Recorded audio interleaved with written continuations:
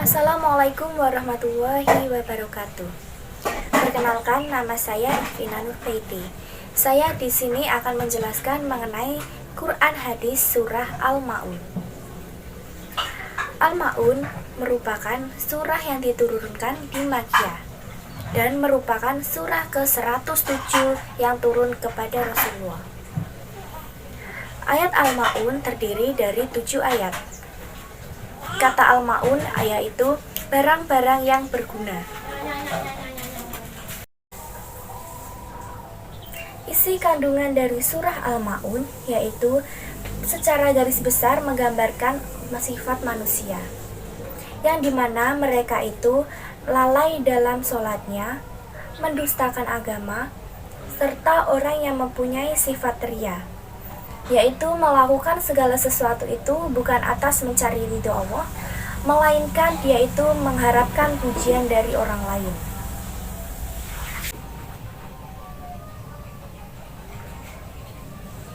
Pada ayat pertama terdapat lafaz aro'aita yang berarti tahukah.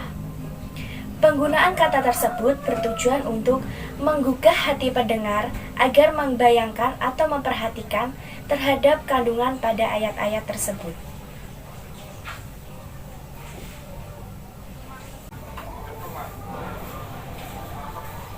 Kandungan ayat pertama adalah Allah menghadapkan pertanyaan kepada Nabi Muhammad.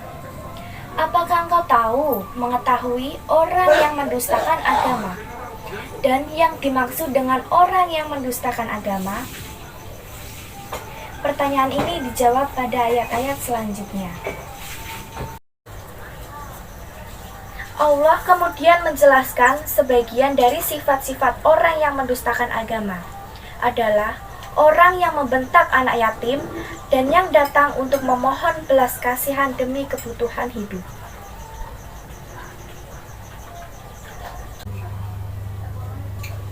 Penolakan terhadap anak yatim tersebut menunjukkan sifat penghinaan dan takabur, yaitu merasa diri lebih besar derajatnya dari orang lain.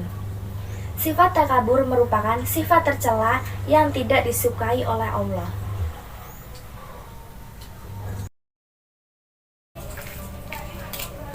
Pada ayat ketiga, Allah menegaskan sifat pendusta adalah orang yang tidak mengajak orang lain untuk membantu dan memberi makan penduduk miskin.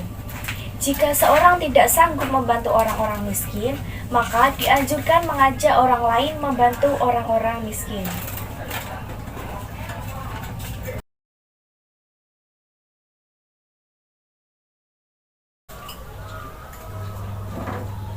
Selanjutnya dijelaskan bahwa sifat orang yang mendustakan agama adalah mereka yang melakukan perbuatan amal hanya untuk ria, yaitu mengharapkan pujian saja tanpa mengharapkan ridho Allah.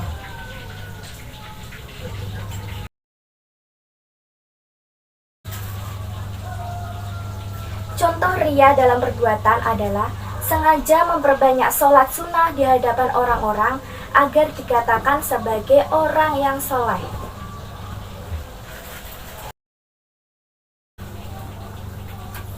Ria dibagi menjadi dua, yaitu yang pertama ria jali, ria yang nyata, ria yang sejak semula diniatkan bahwa amal yang dilakukan hanya untuk mencari kedudukan, bukan mengharapkan ridho Allah. Yang kedua yaitu ria khafi, ria yang tersembunyi, yaitu ria yang bukan bertujuan untuk mendapatkan kedudukan, tetapi ada tujuan lain yang tersembunyi dalam perbuatan yang dia lakukan.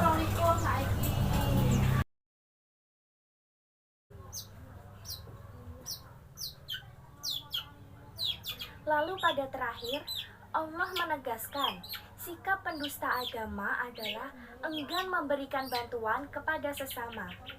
Bahkan untuk sekedar meminjamkan barang keperluan sehari-hari yang sepele, dia juga tidak mau.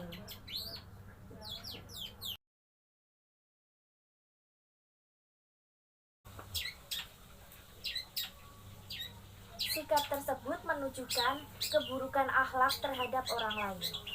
Dengan demikian, pendusta agama tidak beribadah kepada Allah dengan sempurna, serta tidak berbuat baik kepada manusia.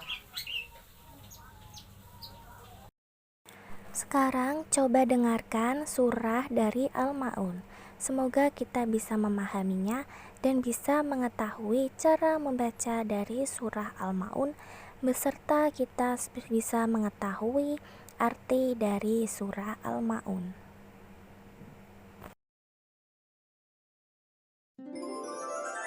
Bismillahirrahmanirrahim. Dengan menyebut nama Allah yang Maha Pemurah lagi Maha Penyayang. Ara'aital ladzi yukadzibu biddin. Tahukah kamu orang yang mendustakan agama? Fadzalikal ladzi yad'ul yatim. Itulah orang yang menghardik anak yatim. Wala yahuddu ala ta'amil miskin. Dan tidak menganjurkan memberi makan orang miskin. Fawailul lil musallin. Maka kecelakaanlah bagi orang-orang yang sholat. Alladzina hum an salatihim sahun. Yaitu orang-orang yang lalai dari sholatnya. Alladzina hum yura'un. Orang-orang yang berbuat riya. Wa yamna'unal ma'un. Dan enggan menolong dengan barang berguna.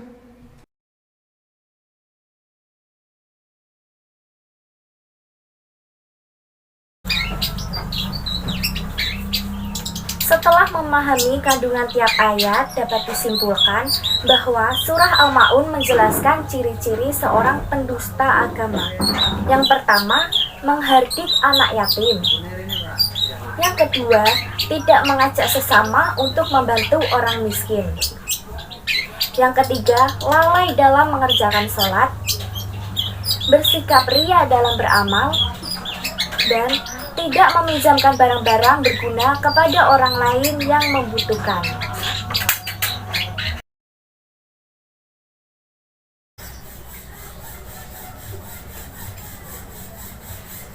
Hikmah yang dapat kita ambil dan kita dapat menerapkan kandungan surah Al-Ma'un dalam kehidupan sehari-hari dengan melaksanakan sholat tepat waktu, menolong sesama dengan tanpa pamrih, mengasihi anak yatim, dan juga berbagi kepada orang miskin.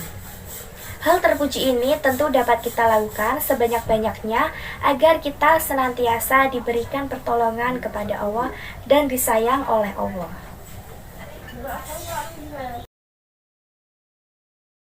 Cukup sekian materi yang bisa saya sampaikan. Semoga video pembelajaran pada kali ini bisa bermanfaat buat kita semua. Saya mohon maaf bila ada tutur kata yang kurang berkenan di hati kalian. Saya pamit undur diri. Saya Ikvina Nurbaiti mengucapkan terima kasih sebesar-besarnya buat kalian semua yang sudah berkenan untuk menonton video saya kali ini. Akhirul kalam, wassalamualaikum warahmatullahi wabarakatuh.